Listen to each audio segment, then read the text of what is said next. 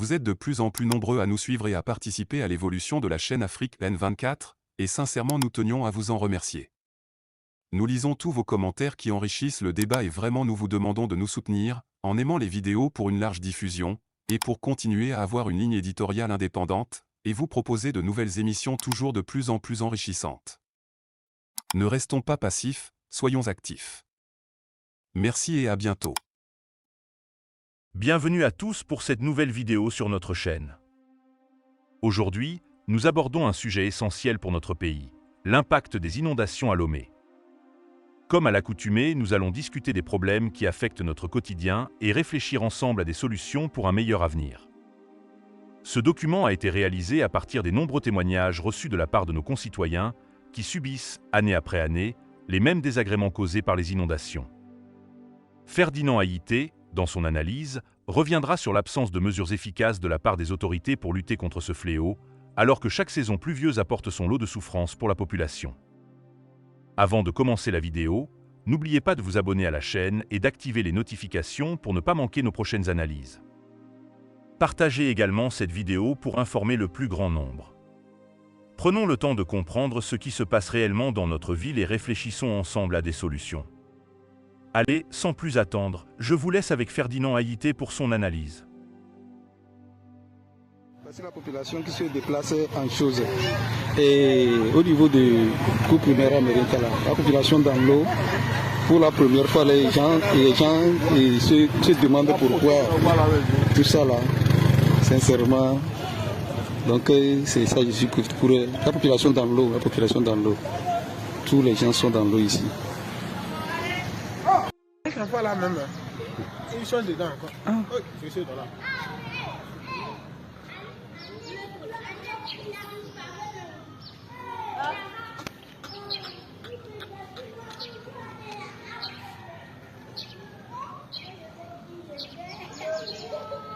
On va gagner 1 million d'euros.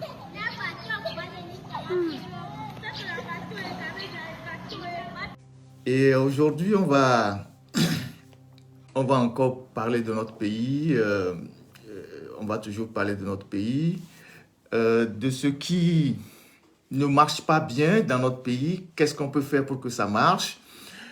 J'ai reçu beaucoup de vidéos, depuis le matin, parce qu'il a plu à Lomé, une grande pluie est tombée sur Lomé et peut-être ses environs.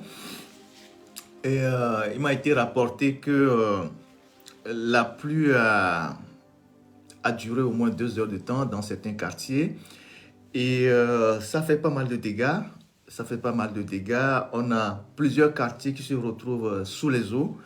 J'ai publié quelques vidéos qui m'ont été envoyées. J'en ai gardé plein d'autres que je ne peux pas publier parce que chaque année, c'est la même chose, nous essayons de publier les vidéos, tous les Togolais font des vidéos qui les publient sur les réseaux sociaux pour attirer l'attention des autorités sur la question des inondations, sur la question de l'assainissement de nos quartiers, mais chaque année, pratiquement rien n'est fait. Comme j'ai eu à le dire ici, il y a 6 mois, vous avez des chantiers qui sont abandonnés dans le quartier de Baie, à Koresewa et tout ça. Aujourd'hui, il continue de pleuvoir, ces gens-là ont toujours les pieds dans l'eau. Vous avez les gens qui sont vers Ligbasito, à Detikopé, qui ont les pieds dans l'eau. Vous avez des gens qui sont à Lankouvi, Segbe, qui ont les pieds dans l'eau, à Koresewa et tout ça.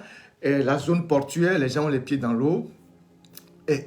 On ne comprend pas, parce que lorsqu'on sortait de la grande saison pluvieuse, j'ai dit dans une des émissions qu'un gouvernement responsable devait commencer par prendre des mesures pour au moins commencer des travaux d'assainissement dans certains quartiers afin que dans la petite saison, on ne retombe plus dans les mêmes travers ou bien que les peines des populations soient un peu soulagées. Mais pratiquement rien n'a été fait. Et ce sont les mêmes vidéos des mêmes quartiers qui reviennent. Adjito Adin, Ligbasito, Sobosito, Lankouvi, Adetikopé, à Koresewa. Toutes ces zones-là, les gens ont actuellement les pieds dans l'eau. Pratiquement toute la capitale. Toute la capitale. Il n'y a pas un seul endroit aujourd'hui, à Lomé, Zopomae, tout ça là, où on va dire que les populations n'ont pas les pieds dans l'eau, à part ceux qui vivent à la résidence de la Caisse, à la cité OUA, et puis à la cité Millennium et Renaissance. Donc, dans la zone de Lomé 2, c'est eux seuls qui sont aujourd'hui à l'abri des inondations. Donc, aujourd'hui, les gens sont dans les inondations, et ont les pieds dans l'eau. On ne comprend pas si c'est un manque de volonté de nos gouvernants, ils sont dépassés, on ne comprend pratiquement rien. Parce que normalement, lorsqu'on est sorti de la grande saison pluvieuse, on devait commencer par faire des travaux. On devait faire des travaux partout. C'est vrai, quand il pleut, il y a de l'eau. Et les inondations, c'est partout. Il y en a aux États-Unis, au Japon. Mais la différence, c'est que dans ces pays où il y a un système de drainage et d'assainissement, quand il pleut, l'eau envahit les rues. 2 heures de temps après, 3 heures de temps après, les rues sont dégagées. Tout est parti. L'eau part par les égouts, tout part. Il y a eu un ouragan la dernière fois aux États-Unis qui est passé par, je pense, la Floride. Il y a plusieurs maisons qui ont été détruites, toute la ville inondée. Mais 2 jours après, à part les dégâts matériels, l'eau est partie. Mais chez nous, il y a toujours l'eau. L'eau est dans les quartiers depuis la saison dernière. L'eau n'est pas partie et aujourd'hui, il continue de pleuvoir et les gens ont les pieds dans l'eau. Et dans une période où on parle de choléra, on parle des maladies diarrhéiques et tout ça. Donc, il y a un danger permanent aujourd'hui pour les populations. Et la question de savoir que font réellement nos autorités. Qu'est-ce qu'ils font réellement? Qu'est-ce qu'ils font réellement pour soulager les peines des populations? La vidéo que j'ai publiée, la dernière vidéo que j'ai publiée avant de commencer le live, c'est sur la voie de Ségbé. Quand on n'avait pas encore bitumé cette voie-là, quand elle était dégradée, les quartiers n'étaient pas inondés. Quand vous allez à Ségbé, après Sagbado, tout ça, les quartiers n'étaient pas inondés. Je ne comprends pas que une zone qui n'est pas inondable, ou bien qui n'est pas inondée, après qu'on ait goudronné une rue, tous les quartiers qui jonchent la rue sont inondés. Je ne sais pas si c'est un problème de calcul ou de manque d'assainissement, de mauvais calcul de ceux qui sont amenés à réaliser les ouvrages de ce genre. Moi, je n'ai pas fait les BTP, mais je ne peux pas comprendre qu'on goudronne une rue et puis tous les quartiers qui bordent la rue sont inondés. Ça veut dire qu'il y a réellement un manque d'assainissement où les retenues d'eau qui ont été creusées ne sont pas dimensionnées de manière à recueillir suffisamment l'eau, où on ne devait même pas les construire. Donc, vous allez aujourd'hui vers Sabado, toute la zone avant de rentrer à Ségbé, toute cette zone est inondée parce que on a eu une idée foireuse de construire des retenues d'eau de part et d'autre de la voie. De part et d'autre de la voie, et donc, les retenues d'eau, personne ne fait le calcul de la quantité d'eau qui tombe, la capacité de la retenue d'eau à avoir. Donc, tous ces quartiers-là sont inondés. Les gens qui n'étaient pas inondés, il y a 2 ans, 3 ans, 4 ans, on a fait la rue et puis les gens sont inondés. Normalement, quand on fait le goudron, quand on bitume une rue, on fait l'assainissement, les quartiers riverains ne peuvent pas être inondés. Donc, tout Lomé aujourd'hui a les pieds sous l'eau. À part quelques quartiers que je viens de citer, toute la ville de Lomé a les pieds dans l'eau. Et ce n'est pas... Et chaque année, c'est le même rituel. Chaque année, c'est la même chose. Ça va continuer jusqu'à quand? Les gens sont devenus des réfugiés. Les gens sont devenus des réfugiés climatiques dans leur propre pays. Actuellement, où nous parlons, les gens ont vidé les maisons. Les gens ne sont plus à leur domicile. Les gens vivent chez d'autres personnes.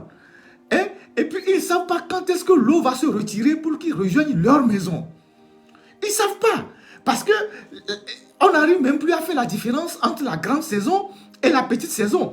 Les saisons sont continues, il pleut à tout moment et les dégâts de la saison pluvieuse passée ne sont pas encore arrangés quand la nouvelle saison arrive. Donc, l'eau s'accumule. L'eau s'accumule.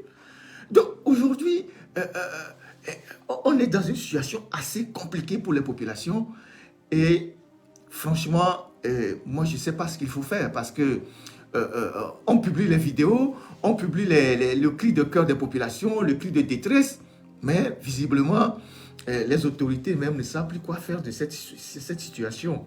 Ils ne savent plus quoi faire. Elles ne savent plus quoi faire. Donc, il ne nous reste qu'à souhaiter beaucoup de courage pour nos compatriotes qui ont les pieds dans l'eau, à appeler à plus de solidarité. Si vous avez un coin dans un quartier ou dans votre maison où vous pouvez abriter des gens provisoirement, faites-le. Et le temps que les rues ou les maisons s'assèchent un peu pour que les gens retournent chez eux, il n'y a que la providence qu'on va implorer sur nos compatriotes et appeler à plus de courage, à plus de solidarité de l'ensemble des Togolais. Sinon, face à ce déchaînement de la nature et à l'incapacité des autorités à régler le problème d'assainissement dans la ville de Lomé, je ne sais pas qu'est-ce qu'on peut faire encore de plus. Donc voilà, même quand on publie les vidéos, ça ne retient pas leur... c'est pas, les gens sont tranquilles chez eux à la maison, ils sont en train de boire du champagne. Donc, ils n'ont rien à foutre de tous ceux qui ont les pieds dans l'eau. Donc, voilà ce qui se passe dans le pays. Et malheureusement, nous sommes en période de choléra, puisqu'on a sorti des communiqués qu'il y a le choléra qui fait ravage. Et maintenant qu'il y a l'eau partout, on ne sait pas ce que ça va donner. Donc, il faut que les parents regardent un peu plus les enfants, parce qu'il y a des flaques d'eau partout, il y a des retenues d'eau partout. Les enfants peuvent facilement faire un accident. Il faut que les parents soient de plus en plus vigilants. Il faut aussi que les gens qui sont les plus âgés fassent plus de vigilance quand ils voient des enfants qui s'aventurent dans des zones un peu dangereuses. Il faut quand même les interpeller. Donc voilà ce que je voulais dire sur la question des inondations et de toutes les vidéos que les gens m'envoient. Et voilà ce que moi je peux dire. Donc le reste, c'est aux autorités de jouer leur partition. Les gens ont parlé des mairies. Je ne suis pas certain que les mairies ont les moyens. Les mairies que nous avons aujourd'hui au Togo n'ont même pas des moyens de reprofiler les pistes qui passent dans leur municipalité. Ce n'est pas aux mairies de régler le gros problème des inondations. C'est à l'État central, c'est au gouvernement de projeter un projet pour régler le problème des inondations pour toujours. Merci d'avoir regardé cette vidéo. Comme nous venons de le voir avec Ferdinand Haïté, les inondations à Lomé ne sont pas une fatalité, mais elles sont bien le résultat d'un manque de planification et d'une gestion inadéquate des infrastructures d'assainissement. Année après année, les mêmes quartiers se retrouvent sous l'eau et les populations sont laissées à elles-mêmes, sans solution durable. Les conséquences sont graves. Des familles entières sont déplacées, devenant des réfugiés dans leur propre ville. Les risques sanitaires augmentent, notamment avec l'apparition de maladies comme le choléra, en plus des dégâts matériels irréversibles. Ces situations interrogent sur la responsabilité des autorités et leur capacité à anticiper et à gérer les crises climatiques. Quelles mesures doivent être prises pour éviter que cette situation ne se répète à l'infini?